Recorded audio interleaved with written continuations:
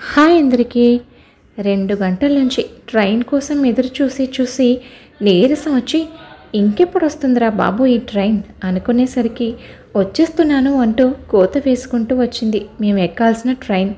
స్టేషన్లో జనమంతా చాలామంది ఆ ట్రైన్ కోసమే ఎదురు చూస్తున్నట్టు అనౌన్స్మెంట్ రాగానే అందరూ ఎవరి లగేజీల వారు తీసుకుని బిలబిలమంటూ ఎవరి కంపార్ట్మెంట్ ఎక్కడ వస్తుందో అని ఎదురు చూస్తున్నారు. నేను కూడా 2 బ్యాగులు చెరొక భుజానికి తగిలించుకొని ఒక సూట్ కేసు పట్టుకొని నా బంగారు తల్లులు కవల పిల్లలు నవ్య దివ్యలను నా భార్య గీతను పట్టుకోమని అతి కష్టం మీద మేము ఎక్కాల్సిన కంపార్ట్మెంట్ ఎక్కాము. అసలే సంక్రాంతి సెలవులేమో. ట్రైన్ మొత్తం ఇసుకేస్తే రాలనంత రద్దీగా ఉంది. అతి కష్టం మీద మా సీట్లు వెతుక్కుంటూ వెళ్ళి ఆల్రెడీ అక్కడ మా సీట్లలో కూర్చున్న వారిని లేపి మా సీట్లలో మేము కూర్చుని అమ్మయ్య అనుకుంటూ ఊపిరి పీల్చుకున్నాం. నా కూతుర్లు ఇద్దరు విండో సీట్లో ఎదురెదురుగా కూర్చున్నారు. ఏడాదికి ఒకసారి వాళ్ళ నానమ్మ ఇంటికి వెళ్ళడానికి చేసే ఈ ట్రైన్ ప్రయాణం అంటే వాళ్ళిద్దరికీ ఎంతో ఇష్టం. ట్రైన్లో నుంచి పరిగెడుతున్న ఇళ్లను చూస్తూ మురిసిపోతున్న నా కూతుర్లని చూస్తూ నేను ఆలోచనలోకి వెళ్ళిపోయాను.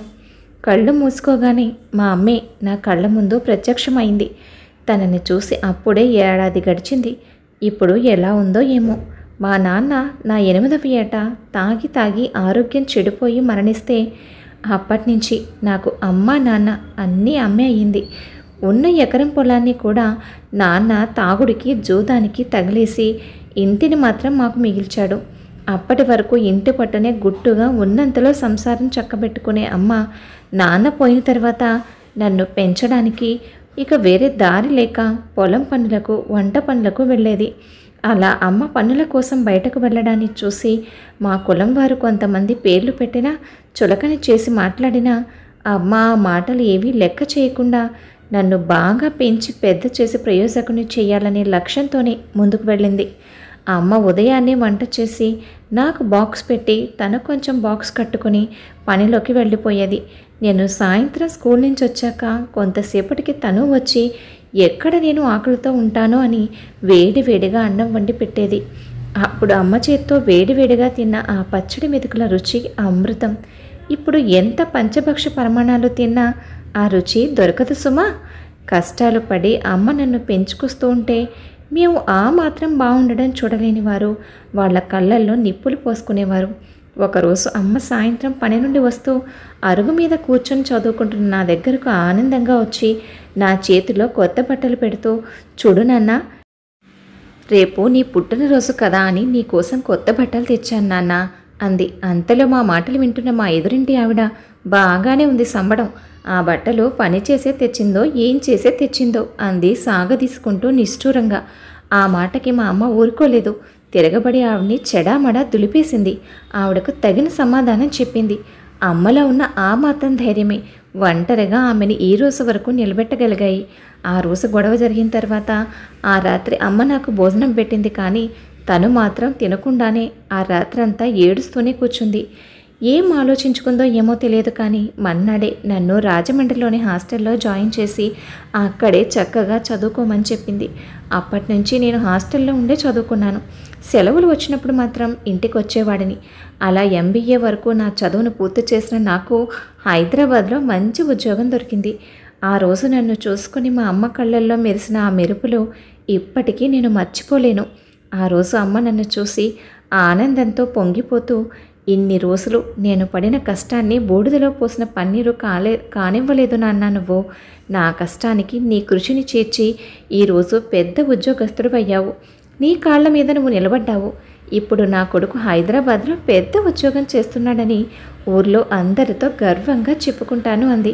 అప్పటి వరకు నా కోసం రాత్రింబవళ్ళు నిద్రాహారాలు మాని కష్టించి పనిచేసిన అమ్మను ఇకనైనా జాగ్రత్తగా చూసుకోవాలి అనుకున్నాను. నాకు మొదటిసారి ఉద్యోగం వచ్చి హైదరాబాద్ వచ్చినప్పుడు నాతో పాటు అమ్మని కూడా వెంట పెట్టుకుని వచ్చాను.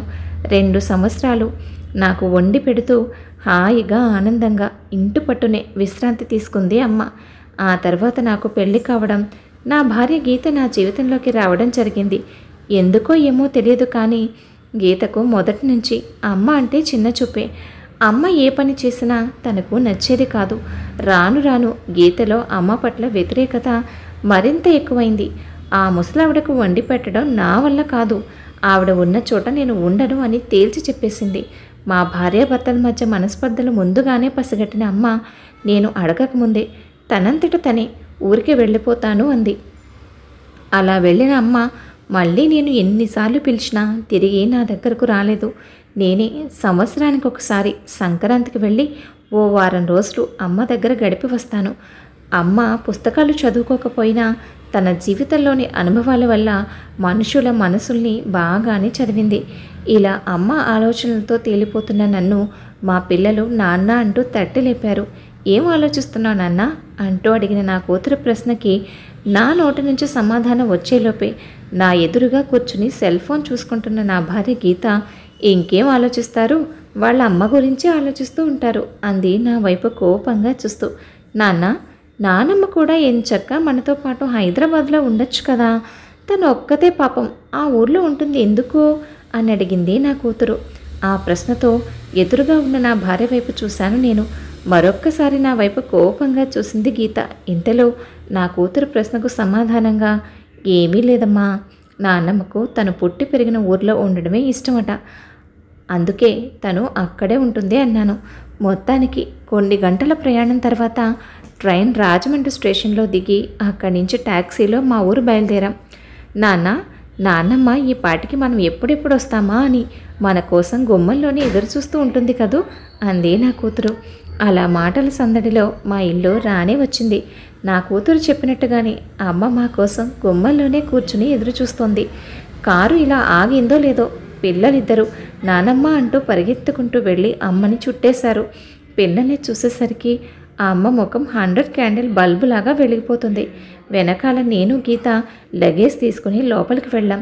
నన్ను చూడటంతో చెమ్మగిలిన కళ్ళతో అమ్మ నా దగ్గరకు వచ్చి తన 2 చేతుల్లోకి నా మొహాన్ని తీసుకుని ఎలా ఉన్నావు బాబు అంటూ అడిగింది.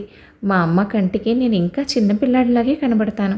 బాగున్నావా అమ్మ అంటూ అమ్మను గట్టిగా పట్టుకున్నాను. లోపలికి వెళ్ళేసరికి నానమ్మ మా కోసం ఏమేం చేసి పెట్టావు, తొందరగా తీసుకురా, ఆకలిస్తుంది అన్న పిల్లల మాటలకు అలాగేరా బంగారాలు, మీకోసం సున్నుండలు, పూతరేకులు, గోరుమిఠీలు, జంతికలు, అరిసెలు చేశాను, మీకు ఏం కావాలంటే అవి తినండి పిల్లలు అంటూ వంటగదిలో నుంచి డబ్బాలు తీసుకొచ్చి పెట్టింది. పిల్లలు తలా ఒక రకం తీసుకుని తిన్నారు. అమ్మ నాకొక పూతరేకు ఇవ్వు అంటూ నేను తీసుకున్నాను. నువ్వు కూడా నీకేం కావాలో తీసుకోమ్మా అని అమ్మ అంటే నాకిప్పుడేం వద్దు, తర్వాత తింటాను అంది గీత. తెల్లవారితే భోగి. అమ్మ తెల్లవారుజామునే లేచి ఇంట్లోని పాత సామాన్లు తాటాకులు వేసి భోగి మంట వెలిగించింది. ఆ మంటలోనే వేడి నీళ్లు కాచి పిల్లలకు తను స్వయంగా నలుగు పెట్టి తలంటు స్నానాలు చేయించి పిల్లలిద్దరికీ తను ఎంతో ఇష్టంగా కుట్టించిన పట్టు లంగా జాకెట్లు వేసింది. పిల్లలిద్దరి కాళ్లకు వెండి పట్టీలు పెట్టింది.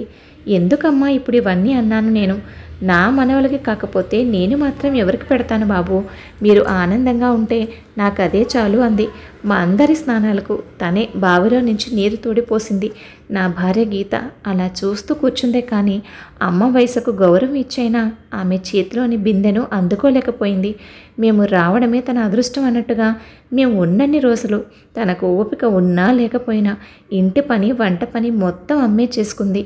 పండగకి ఊర్లో జరిగే అమ్మవారి జాతర, ఊరిలోని పూల తోటలు, పండ్ల తోటలు, ఇంకా నా స్నేహితుల పిల్లలు, ఇలా అక్కడున్నన్ని రోజులు మాకు రోజులు క్షణాలుగా గడిచిపోయాయి. ఒకరోజు నా భార్య పక్క ఊళ్ళోని తన స్నేహితురాల దగ్గరికి వెళ్ళింది. పిల్లలు బయట ఆడుకుంటున్నారు. అమ్మ నేను ఏదో మాట్లాడుకుంటున్నాం. మాట్లాడుతూ నేను అమ్మ ఒడిలో తలపెట్టుకు పడుకున్నాను. అమ్మ నా జుట్టును సవరిస్తూ నాకు కబుర్లు చెప్తుంది. ఆహా ఎంత హాయిగా ఉంది, అందుకే అంటారేమో అమ్మ ఒడి దేవుడి గుడి అని పెద్దలు అనుకున్నాను. అమ్మ నా మీద నీకు కోపంగా లేదా అన్నాను అమ్మ చేతిని నా చేతిలోకి తీసుకుని. ఎందుకు నాన్న నీ మీద కోపం అంటే, ఈ వయసులో నేను ఇక్కడ ఒంటరిగా వదిలేసినందుకు. దానికి నువ్వేం చేస్తావు బాబు, కోడలికి నేనంటే గిట్టదు కదా, నీ మనసు నాకు తెలియదా, నువ్వు అక్కడున్నా నీ మనసు నా దగ్గరే ఉంటుంది, నేను ఎక్కడున్నా నా మనసు మీ దగ్గరే ఉంటుంది. దూరం శరీరాలకు కానీ మనసులకు కాదు బాబు. నువ్వు నా గురించి ఆలోచించి అనవసరంగా నీ మనసు పాడు చేసుకోకు. కోడల మనవులతో సంతోషంగా ఉండు. కాలం రోజు ఒకేలా ఉండదు, కోడల మనసు కూడా మారుతుంది, అప్పుడు మనం అందరం కలిసే ఉండొచ్చు అంది. నిజమే, అమ్మ చెప్పినట్టుగా నేను అక్కడున్నా నా మనసు ఎప్పుడూ అమ్మ గురించి ఆలోచిస్తూ ఉంటుంది. అలా చూస్తూ ఉండగానే మా తిరుగు ప్రయాణం రోజు రానే వచ్చింది. అమ్మ తను చేసిన పిండి వంటలు, పచ్చళ్ళు అన్నీ మా కోసం మూటలు కట్టింది. వెళ్ళేటప్పుడు అమ్మను గట్టిగా హత్తుకున్నాను. అమ్మ తన కంట్లో నుంచి వస్తున్న కన్నీటిని నా కంట పడకుండా ఆపుకుంది. మమ్మల్ని చూస్తూ నిలబడిన పక్కింటి వాళ్ళకి అమ్మను కాస్త చూస్తూ ఉండమని చెప్పాను. పిల్లల చేతులొప్పుతూ నాన్నమ్మకు టాటా చెప్పారు. ఎప్పుడు ఇంతే, వచ్చేటప్పుడు ఎంత ఆనందంగా ఊరికి వస్తానో వెళ్ళేటప్పుడు అంతకంత భారంగా వెళ్ళలేక తిరిగి వెళ్తాను. నాకు మా అమ్మకు మధ్య ఉన్న అడ్డుగీత నా భార్య గీత కావడం నా దురదృష్టం. భగవంతుడా, వచ్చే పండక్కైనా నా భార్య మనసు మార్చి మా అమ్మని నాతో పాటు తీసుకెళ్లే వరాన్ని ప్రసాదించవయ్యా అంటూ కళ్ళు మూసుకున్నాను. కథ విన్నారు కదా అండి. కథపై మీ అభిప్రాయాన్ని తప్పకుండా కామెంట్ చేయండి. మరొక మంచి కథతో మళ్ళీ కలుద్దాం. ఉంటాను మరి.